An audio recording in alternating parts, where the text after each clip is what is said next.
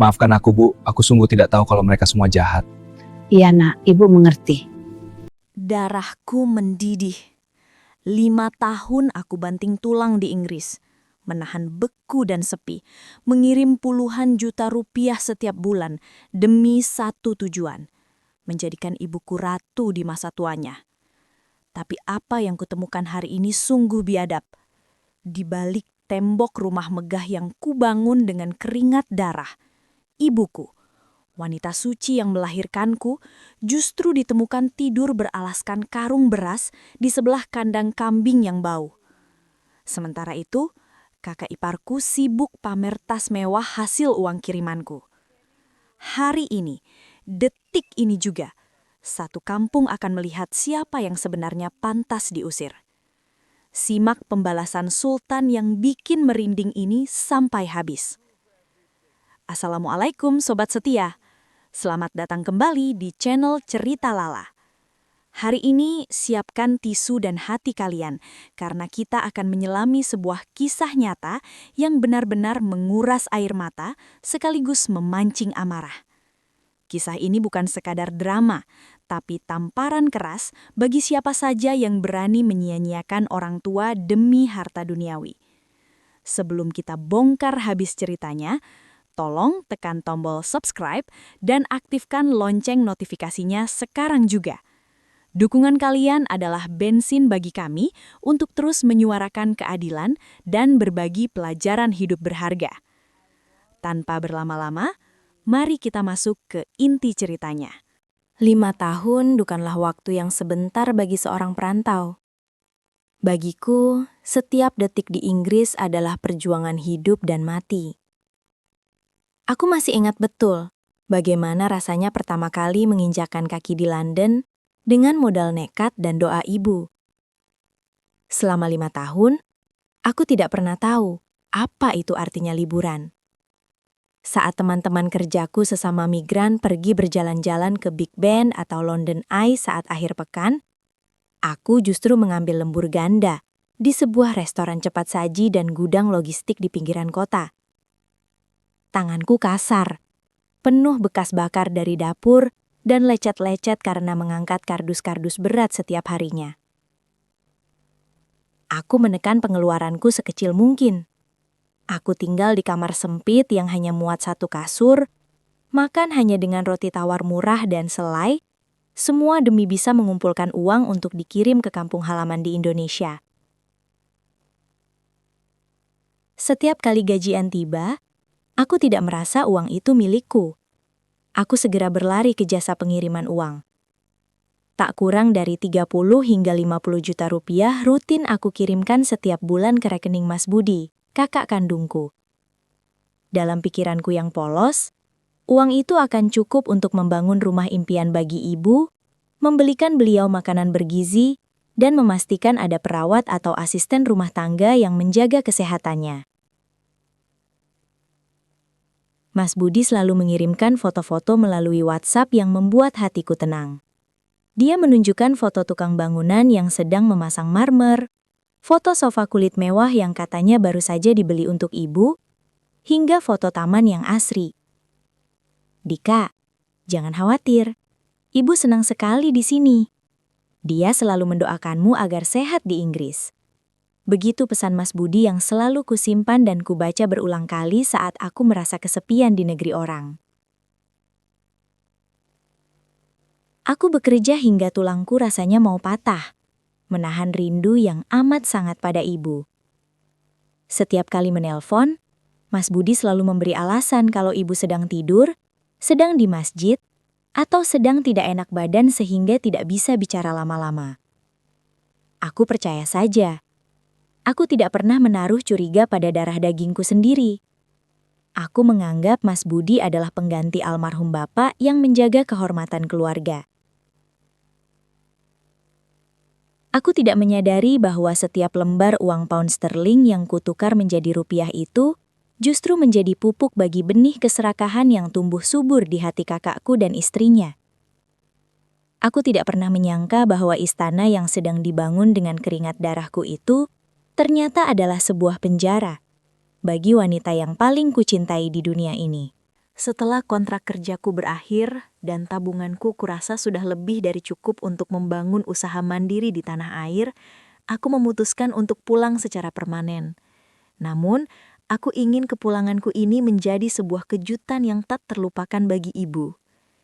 Aku membayangkan betapa bahagianya beliau saat melihat anak bungsunya tiba-tiba muncul di depan pintu dengan membawa segudang keberhasilan. Aku tidak memberi kabar sedikit pun kepada Mas Budi atau Mbak Rini. Aku ingin melihat ekspresi asli mereka tanpa persiapan apapun. Aku ingin melihat kejujuran di rumah itu. Di Bandara Heathrow, aku menghabiskan waktu berjam-jam di toko bebas bea hanya untuk memilihkan hadiah terbaik bagi ibu. Aku membelikan mantel bulu paling lembut dan hangat, perhiasan emas putih yang elegan, serta berbagai vitamin terbaik dari Inggris agar ibu selalu sehat. Untuk Mas Budi dan Mbak Rini pun aku tidak pelit. Aku membelikan mereka barang-barang bermerek sebagai tanda terima kasih karena telah menjaga ibu selama 5 tahun ini.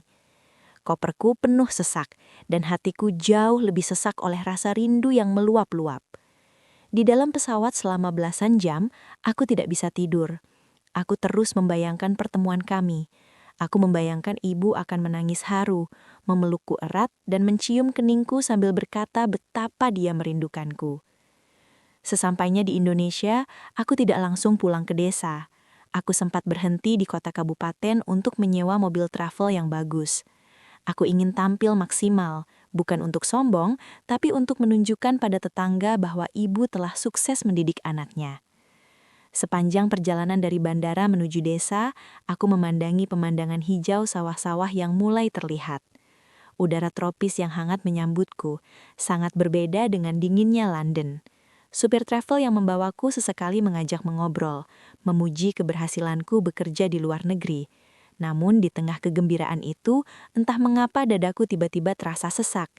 Ada sebuah kecemasan yang mendalam, sebuah firasat buruk yang mulai merayap di benakku saat mobil mulai memasuki gapura desa. Aku melihat beberapa sudut desa yang sudah berubah, namun rasa hangat yang kuhanapkan justru terasa dingin. Aku tidak menyangka bahwa kejutan yang kurencanakan ini justru akan berbalik menjadi kejutan paling mengerikan yang pernah kuterima seumur hidupku.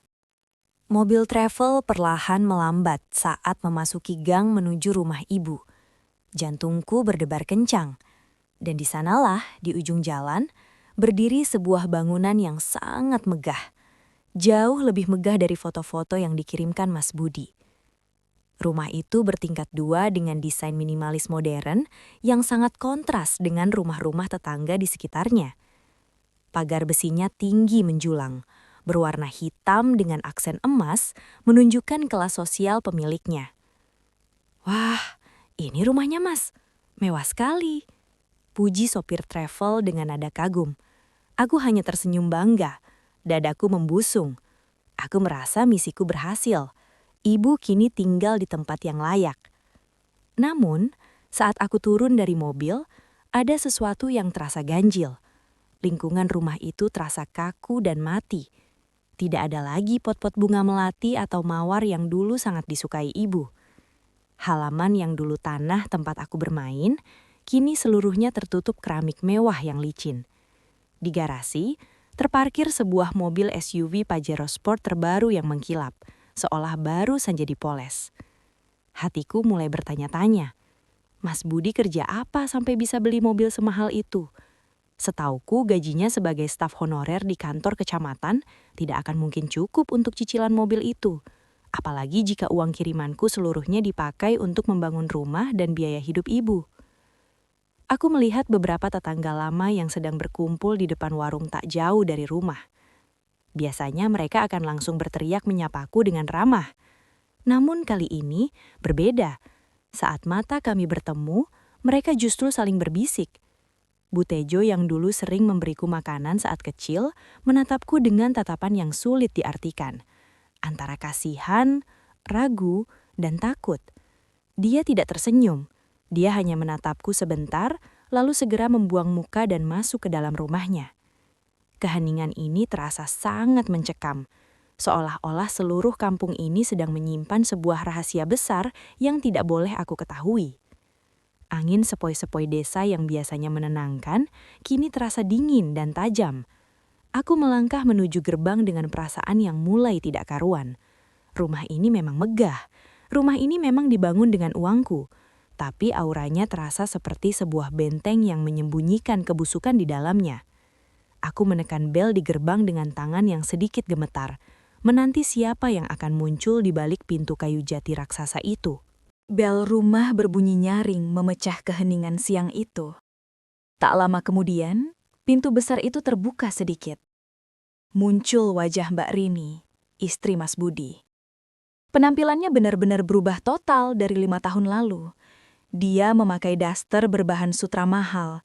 Rambutnya tertata rapi seperti baru dari salon.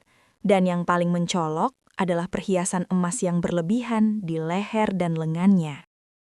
Saat melihatku berdiri di sana, wajahnya yang tadi tampak angkuh mendadak pucat pasi.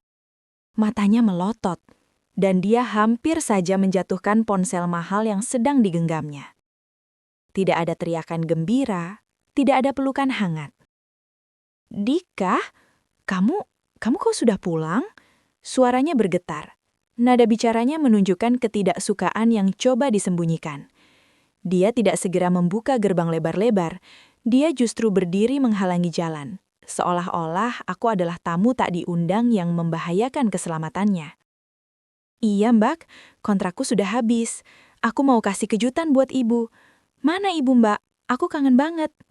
Jawabku sambil mencoba tetap tersenyum, meskipun hatiku mulai merasa ada yang salah. Aku memberi isyarat pada supir travel untuk membantu menurunkan koper-koperku ke teras. Mbak Rini tampak panik.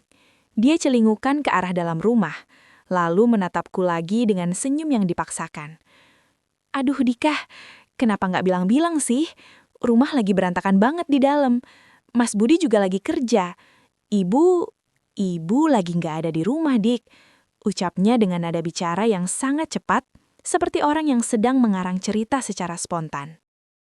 "Nggak ada gimana, Mbak? Ini kan sudah siang. Biasanya ibu jam segini istirahat di kamar, kan?" Tanyaku sambil mencoba melongok ke dalam rumah. Rumah itu terlihat sangat mewah dan rapi. Tidak ada tanda-tanda berantakan sama sekali. "Itu, ibu lagi menginap di rumah saudaranya di desa sebelah. Katanya kangen, jadi sudah 3 hari di sana. Mending kamu masuk dulu, istirahat. Nanti Mbak telepon Mas Budi ya."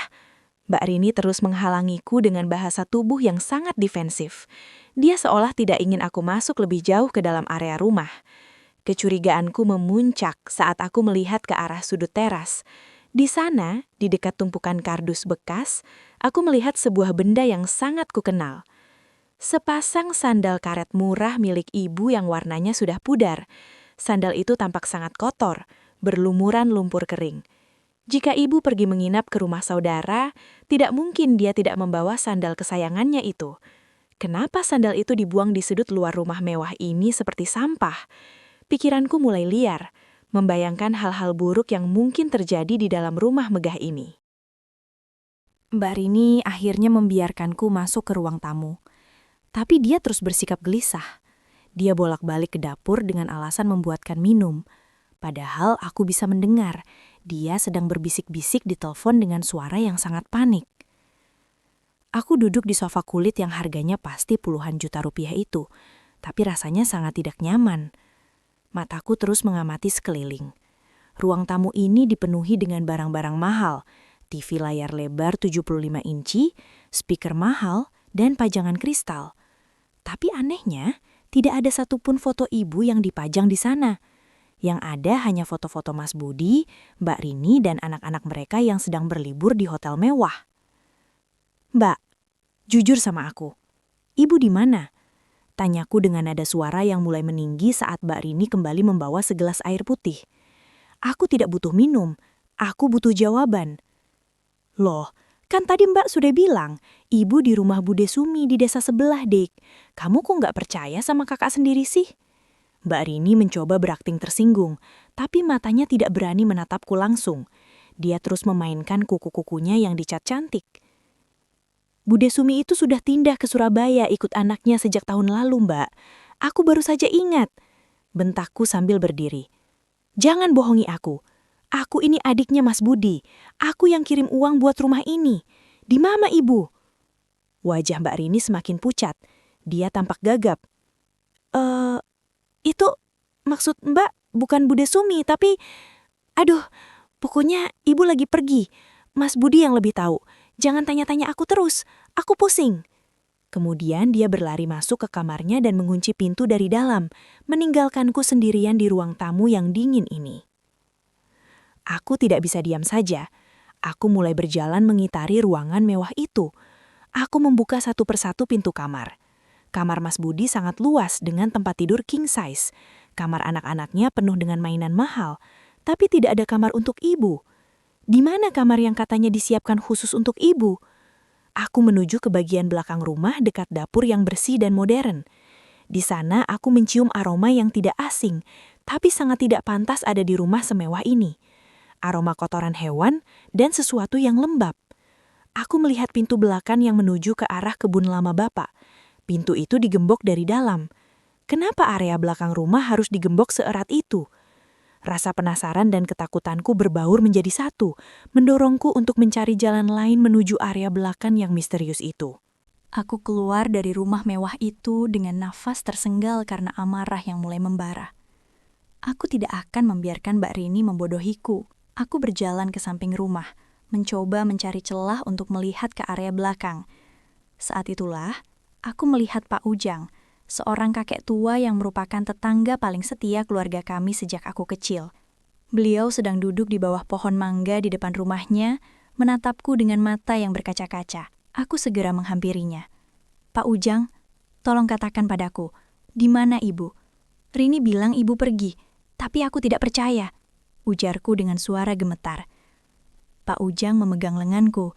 Tangannya yang keriput itu terasa sangat dingin. Dia menoleh ke kiri dan ke kanan, memastikan tidak ada Mbak Rini yang mengawasi dari balik jendela lantai 2. Nak Dika, akhirnya kamu pulang juga, bisik Pak Ujang dengan suara yang hampir tak terdengar. Bapak sudah lama ingin menelponmu, tapi Bapak tidak punya nomor luar negerimu. Bapak tidak tega melihat ibumu, Nak. Jantungku rasanya mau copot. Ada apa dengan Ibu, Pak? Ibu sakit? Di mana dia sekarang? Pak Ujang menunjuk dengan jarinya yang gemetar ke arah tembok beton tinggi yang membatasi bagian belakang rumah mewah Mas Budi. Ibumu tidak kemana-mana, Nak. Dia ada di sana, di bekas kandang kambing peninggalan bapakmu. Mas Budimu dan istrinya, mereka bilang ibumu sudah pikun, sering buang air sembarangan dan bau. Mereka malu kalau ada tamu datang melihat ibumu di dalam rumah bagus itu. Kata-kata Pak Ujang terasa seperti petir yang menyambar kepalaku di siang bolong. Kandang kambing? Bapak tidak bercanda kan? Bapak sumpah demi Allah, Nak. Setiap malam Bapak mendengar ibumu menangis minta makan atau kedinginan. Mereka hanya memberi makan sisa-sisa nasi kalau mereka ingat. Ibumu ditaruh di gubuk reot di belakang tembok itu agar tidak terlihat dari depan. Masuklah lewat jalan setapak di samping kebun. Gerbang belakangnya biasanya dipalang dari luar. Pak Ujang mulai menangis, tidak sanggup melanjutkan ceritanya. Mendengar itu, seluruh badanku terasa kaku. Rasa panas menjalar dari dada hingga ke mata. Uang kirimanku yang jumlahnya ratusan juta, bahkan miliaran jika ditotal selama 5 tahun, ternyata tidak mampu membelikan satu kamar pun untuk ibuku di rumah yang kubangun sendiri. Malu? Mereka malu pada wanita yang telah bertaruh nyawa melahirkan mereka. Aku tidak bisa berkata-kata lagi. Tanpa menunggu sedetik pun, aku berlari menuju jalan setapak yang ditunjukkan Pak Ujang. Pikiranku gelap. Hanya ada satu tujuan, menyelamatkan ibuku dari neraka yang dibuat oleh anaknya sendiri. Aku berlari melewati semak belukar dan jalanan tanah yang becek di belakang tembok rumah mewah itu. Dan di sanalah, di pojok lahan yang gelap dan lembab, berdiri sebuah gubuk yang seharusnya sudah lama dihancurkan. Itu adalah bekas kandang kambing milik almarhum Bapak. Kondisinya sangat memprihatinkan. Atap sengnya sudah banyak yang berlubang dan hanya ditutup dengan plastik terpal biru yang sudah sobek-sobek. Dinding bambunya sudah lapuk dan miring, seolah akan rubuh jika tertiup angin kencang. Bau kotoran kambing dan sampah busuk menyengat hidungku, sangat kontras dengan wangi pengharum ruangan otomatis di dalam ruang depan. Pintu gubuk itu dipalang dengan sebilah kayu besar dari luar. Dikunci dari luar, gumamku dengan suara bergetar karena emosi yang meluap. Mereka memperlakukan ibu seperti hewan buas yang harus dikurung.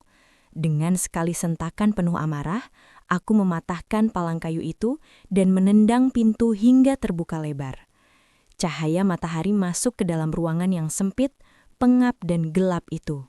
Dan di sana, di atas sebuah dipan kayu tanpa kasur, aku melihat sesosok manusia yang sangat kurus sedang meringkuk.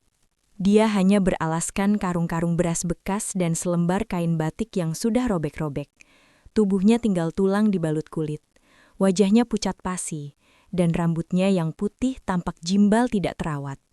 Di sampingnya, terdapat sebuah piring plastik berisi sisa nasi yang sudah mengeras dan dikerubungi semut. Ada botol air mineral berisi air keruh di lantai tanah. Sosok itu gemetar ketakutan saat melihatku masuk. Dia menutupi wajahnya dengan tangannya yang kurus kering. "Jangan pukul saya, Rini. Saya tidak minta makan lagi. Saya diam." Suaranya sangat lemah, serak dan penuh dengan trauma yang mendalam. "Ibu, ini Dika, Bu." Suaraku pecah. Aku jatuh bersimpuh di samping dipan itu. Aku memeluk tubuh ringkih yang sangat ringan itu. Ya Tuhan, bau badannya sangat menyengat karena mungkin sudah berminggu-minggu tidak dimandikan dengan layak. Ibu terdiam sejenak.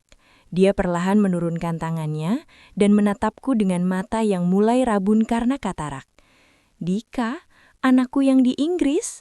Tanyanya dengan nada tidak percaya, seolah sedang melihat malaikat. "Iya, Bu. Ini Dika pulang. Maafin Dika, Bu. Maafin Dika sudah membiarkan ibu menderita seperti ini." Aku menangis sejadi-jadinya di pangkuan ibu. Aku menciumi tangan ibu yang kasar dan kotor. Hatiku hancur berkeping-keping melihat wanita yang paling kuhormati dalam hidupku harus menghabiskan masa tuanya di tempat yang lebih hina dari sebuah penjara, sementara anak lainnya hidup dalam kemewahan hasil keringatku. Ibu mulai mengelus rambutku dengan tangannya yang gemetar. Air mata jatuh dari matanya yang sayu, membasahi jaketku. "Dika, kamu benar pulang. Ibu pikir ibu akan mati di sini tanpa ketemu kamu lagi." Isak ibu. Suaranya terdengar sangat haus dan lapar. Aku segera mengambil botol air mineral bersih dari tas punggungku dan membantu ibu minum. Dia meminumnya dengan sangat rakus, seolah-olah sudah berhari-hari tidak menyentuh air bersih. "Bu, kenapa ibu tidak bilang di telepon? Kenapa Mas Budi tega melakukan ini?" Tanyaku sambil mencoba membersihkan kotoran yang menempel di wajah ibu dengan tisu basah. Ibu menggeleng lemah. "Mas Budimu takut sama Rini, Nak. Rini tidak suka ibu ada di rumah depan. Katanya ibu bikin kotor. Ibu sering lupa kalau naruh barang. Dan ibu dibilang malu-maluin kalau ada teman-teman sosialitanya datang. Setiap kali ibu mau bicara sama kamu di telepon, mereka selalu mengancam tidak akan kasih ibu makan kalau ibu mengadu. Ibu takut, Dika." Mendengar penjelasan ibu, amarah di dadaku yang tadinya hanya berupa api kecil, kini meledak menjadi sebuah kebakaran besar. Jadi selama ini uang yang aku kirimkan untuk pengobatan ibu, untuk makanan bergizi, dan untuk kesejahteraan ibu, justru digunakan oleh Rini untuk membiayai gaya hidup mewahnya dan bertingkah seperti nyonya besar, sementara ibu dianggap sebagai aib yang harus disembunyikan di kandang hewan. Manusia macam apa mereka? Darah daging macam apa Mas Budi yang lebih memilih tunduk pada istrinya yang kejam daripada membela ibu kandungnya sendiri? "Cukup, Bu. Ibu tidak perlu takut lagi. Dika sudah di sini." Aku menggendong ibu dengan sangat hati-hati. Tubuhnya terasa begitu ringan, menunjukkan betapa parahnya penelantaran yang dia alami. Aku memakaikan jaket tebalku untuk menutupi tubuh ibu yang hanya memakai daster tipis dan kotor. Aku tidak akan membiarkan ibu berada di gubuk ini sedetik pun lagi. Aku akan membawa ibu ke depan, menunjukkan kepada seluruh dunia, terutama kepada Mas Budi dan istrinya, bahwa anak yang mereka sia-siakan ini memiliki pembela yang tidak akan tinggal diam. Aku berjalan keluar dari gubuk itu dengan langkah mantap, menggendong ibu menuju rumah megah di depan. Hari ini, topeng kesalehan dan kemewahan Mas Budi serta Rini akan aku bongkar di depan mata seluruh warga desa. Aku menggendong ibu melewati gang samping menuju halaman depan rumah mewah itu. Warga yang tadi berbisik-bisik kini mulai berkumpul di depan pagar karena melihatku membawa ibu dalam kondisi yang sangat mengenaskan. Saat aku tiba di teras, Mas Budi baru saja sampai dengan motor sport mahalnya. Dia turun dengan gaya angkuh, namun seketika membeku saat melihatku berdiri di teras sambil menggendong ibu yang kotor dan berbau. Mbak Rini keluar dari pintu rumah dengan wajah yang kini penuh ketakutan. "Dika, apa yang kamu lakukan? Bawa masuk ibu ke belakang. Malu dilihat tetangga." Bentak Mas Budi mencoba menutupi kegugupannya dengan kemarahan. "Malu?" teriakku dengan suara yang menggelegar hingga terdengar ke ujung gang. "Kau bilang malu? Yang seharusnya malu itu kau, Mas. Kau punya rumah tingkat, punya mobil mahal, tapi ibumu sendiri kau taruh di kandang kambing. Kau kasih makan nasi basi." Warga mulai merapat ke pagar. Mereka berteriak-teriak menghujat Mas Budi dan Rini. "Tega kamu, Budi. Dasar anak durhaka," teriak seorang warga. Mbak Rini mencoba membela diri. "Dika, kamu nggak tahu apa-apa. Ibu itu sudah pikun. Dia sendiri yang mau di sana karena sejuk." "Bohong." Aku menurunkan ibu perlahan di sofa mewah di teras. Aku mengambil tumpukan bukti transfer dari tas koperku yang belum sempat dimasukkan. Aku lempar lembaran-lembaran kertas itu ke wajah Mas Budi. "Lihat ini. Ini semua bukti pengiriman uangku selama 5 tahun. Totalnya lebih dari 2 miliar rupiah. Mana uang itu, Mas? Kenapa rumah ini jadi atas namamu dan Rini? Kenapa mobil itu ada di garasimu sementara ibu kelaparan di kandang kambing?" Mas Budi terdiam. Wajahnya merah padam antara malu dan marah. Dia tidak bisa membantah bukti yang nyata. Kertas-kertas bukti transfer itu bertebaran di lantai, disaksikan oleh puluhan mata tetangga yang kini mulai merangsek masuk ke halaman karena geram. "Kalian menggunakan uang keringatku untuk foya-foya. Kalian menipu aku dengan foto-foto palsu di WhatsApp. Kalian memperlakukan ibu lebih rendah dari binatang," teriakku lagi sambil menunjuk wajah Rini yang gemetar. Suasana menjadi sangat kacau. Beberapa warga mulai mencoba menarik kerah baju Mas Budi. Mereka yang selama ini hanya bisa diam karena takut pada Mas Budi yang merupakan orang kantor kecamatan, kini mendapatkan keberanian. "Keluar kalian dari kampung ini. Anak durhaka tidak pantas tinggal di sini," teriak warga bersahutan. Satu kampung gempar.